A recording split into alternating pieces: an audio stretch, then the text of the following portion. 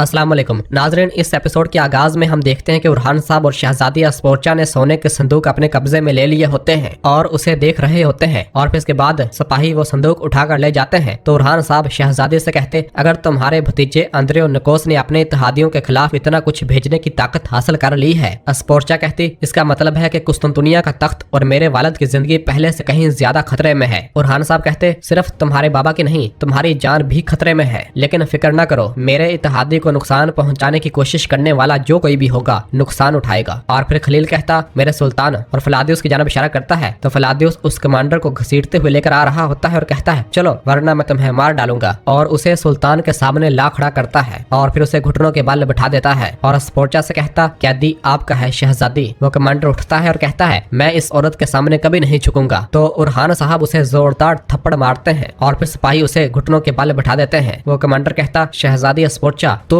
और तुम्हारा बाप तुर्कों के लिए खिलौना बन गए हो, लड़े बगैर इनको बोरसा दे दिया। तो अस्पोर्चा कहती, क्या तुम इन अल्फाज से अपनी सल्तनत के खिलाफ की गई गद्दारी पर पर्दा डालोगे? हाँ? तो वो कमांडर कहता, तुम्हारी ताकत अजीम शहजादा अंद्रोनिकोस के लिए काफी नहीं है, कुस्तुनतुनिया भी मोरा और देमातोक की तरह गिर जाएगा, तुम भी मरोगे। ये सुनते साथ ही अस्पोर्चा अपना खंजर निकालती है और उसका गला काट डालती है और कहती है, गद्दार, घटिया गद्दार। और फिर सिपाही उसकी लाश को लेकर रवाना होते हैं। उरहान साहब कहते, हमारे जिस्म में चलाई गई कुल्हाड़ी का दस्ता भी हमारा है, अगर तुम्हारे अंदर गद्दार मौजूद है तो हमारे अंदर भी मौजूद है। इस पर अस्पोर्चा खामोश हो जाती है। जबकि दूसरी जानब जंगल में जो बाज़ंतीनी सिपाही बच गए होते हैं, भाग रहे होते हैं, तो उनके सामने उरहान साहब के सिपाही आ जाते हैं और उनसे लड़ने लग जाते हैं। जबकि दरसून और हलीमा भी बच कर जाने वाले सिपाहियों को मौत के घाट उतारना शुरू कर देते हैं। लड़ाई के दौरान जब हलीमा एक सिपाही से लड़ने में मसरूफ होती है तो पीछे से एक और सिपाही भागता हुआ हलीमा पर जब वार करने लगता है तो दरसून अपनी तलवार से उसे मौत के घाट उतार देता है और हलीमा इस हमले से बाल बाल बच जाती है और बाकी तमाम बाज़ंतीनियों को भी मौत के घाट उतार दिया जाता है। दरसून हलीमा से कहता, क्या अब मेरी बात सुनोगी? कि इतने में ही पीछे से एक और बाज़ंतीनी सिपाही उठता है और दरसून पर हमला करने लगता है तो हलीमा अपना खंजर उसे दे मारती है और उसे मौत के घाट उतार देती है। यह देखकर दरसून कहता, मैं समझता था कि मेरी पीठ में तीर मारने के बाद तुम्हें मेरी जान की परवाह नहीं है। तो हलीमा उसका गिरेबान पकड़ते हुए कहती, तुम्हारी जान जाए जहन्नम में, करासी ओगलू, मुझे जरा भर परवाह नहीं है, लेकिन मैं तुम जैसे झूठे और गद्दार का कर्ज नहीं ले सकती थी, अब हम बराबर हैं। तो दरसून कहता, मैं गद्दार नहीं हूँ हलीमा, मेरा दिल तुम्हारे लिए है और मेरी तलवार उरहान साहब के मकसद के लिए चलती है। तो हलीमा कहती, तुम झूठ बोल रहे हो दरसून, तुम झूठ बोल रहे हो। दरसून कहता, ये हकीकत है, ये हकीकत है हलीमा, मैं हर चीज से ज्यादा तुमसे प्यार करता हूँ। यह सुनते साथ ही हलीमा अपनी तलवार दरसून की गर्दन पर रख देती है और कहती है, खबरदार, खबरदार दरसून, मैं अब ना तुम्हारी कहानियों पर यकीन करूंगी और ना तुम्हारी बात पर यकीन करूंगी। दरसून कहता, तो फिर मुझे मार दो, मुझे यहाँ मार डालो। यह सुनकर हलीमा की आंखें नम हो जाती हैं और वो कहती है, नहीं नहीं, मैं तुम्हें नहीं मारूंगी, हमारे सुल्तान तुम्हें सजा देंगे, तुम जाकर उनको भी अपना झूठ सुनाओगे। हाँ? और फिर उससे उसकी तलवार छीन लेती है और कहती है, चलो चलो शाबाश, मेरे आगे चलो। और दरसून को लेकर उरहान साहब की जानब रवाना होती है।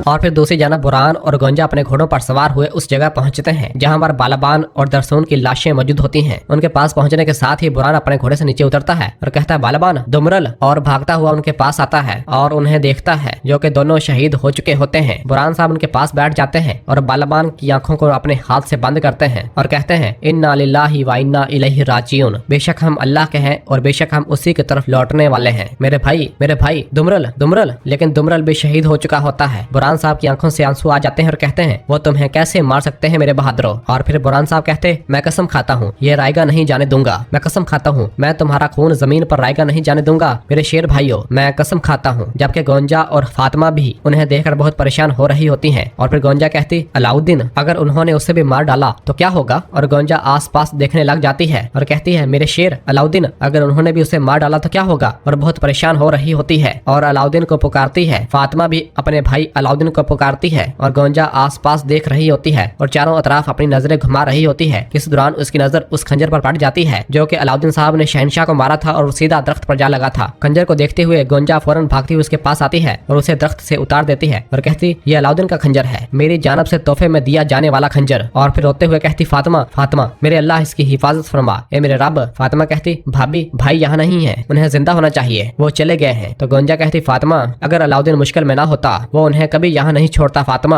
और फिर भागती हुई बुरहान के पास आती है और कहती है बुरहान साहब ये अलाउद्दीन का खंजर है। तो बुरहान साहब कहते हैं अलाउद्दीन, और फिर सिपाहियों से कहते हैं सिपाहियों तुम हमारे भाइयों को ले जाओ, हम अलाउद्दीन साहब को तलाश करेंगे, चलो। और सब वहाँ से आगे बढ़ते हैं और अलाउद्दीन को तलाश करने लग जाते हैं। जबकि इधर हलीमा दरसून की गर्दन पर तलवार रखकर उरहान साहब की जानब ले जा रही होती है। तो दरसून कहता मैं तुम्हें बता रहा हूँ, मैंने तुम्हारे भाई को मालूमात दी थी कि काफिर इस रास्ते से जाएंगे। हलीमा कहती मैंने तुम्हारी बातों पर एक बार यकीन किया और मैं इन पर दोबारा कभी यकीन नहीं करूंगी, चलो। और उसे लेकर उरहान साहब के पास पहुंच जाती है और कहती है भाई ये झूठा दरसून कहता है कि। उरहान साहब कहते अपनी तलवार नीचे करो हलीमा, मुझे मालूमात देने वाला दरसून था। तो हलीमा पूछती कैसे भाई, क्या आप इस पर भरोसा करते हैं? और अपनी तलवार पीछे हटा लेती है और पूछती आपने इसे माफ कर दिया है? उरहान साहब कहते माफ नहीं किया, माफ करने के लिए वक्त दरकार है, इसने अपना फर्ज बखूबी निभाया है, मैं इसकी नीयत के खालिस होने पर कायल हो गया हूँ। हलीमा कहती आप इस पर भरोसा कर सकते हैं लेकिन मुझे भरोसा नहीं है भाई, मुझे इस शख्स पर बिल्कुल भी भरोसा नहीं है जो झूठ बोले। उरहान साहब कहते मैं भरोसा कर रहा हूँ तो तुम भी भरोसा करोगी, एहतराम का मुजाहरा करोगी। तो हलीमा कहती जो आपका हुक्म मेरे सुल्तान। और दोनों आगे बढ़ जाते हैं। और फिर शहजादी अस्पोर्चा उरहान साहब से कहती भाई गिरी ज्यादा मुश्किल है या सुल्तान गिरी? उरहान साहब कहते मैं जानता हूँ कि सुल्तान के तौर पर मुझे क्या करना है, भाई गिरी थोड़ा मुश्किल है, मुझे इनके दिलों को तोड़े बगैर इन्हें सही रास्ता दिखाने की जरूरत है। तो अस्पोर्चा कहती वो बहुत खुशकिस्मत है, उनके पास तुम्हारे जैसा भाई है। और वहाँ से चली जाती है।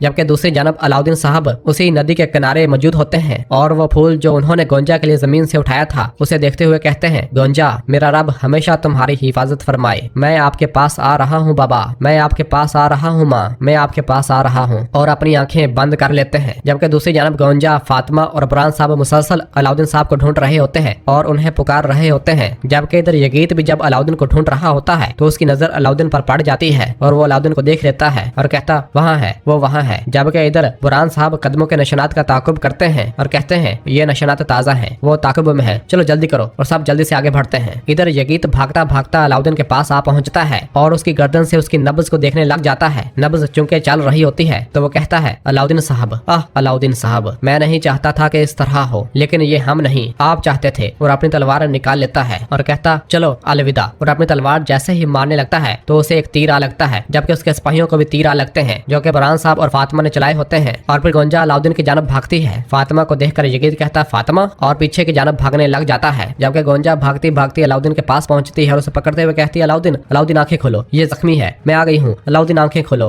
अलाउद्दीन, खुदारा आंखें खोलो। बुरहान साहब पूछते क्या ये जिंदा है? तो फातिमा कहती सांस बहुत मदम है, चलो इसे महल ले चलो। जबकि गोंजा मुसलसल रोते हुए कह रही होती है तुम्हारी गोंजा आ गई है, चलो उठो। और फिर बुरहान साहब अलाउद्दीन साहब को पकड़कर उठाते हैं और उसे लेकर रवाना होते हैं।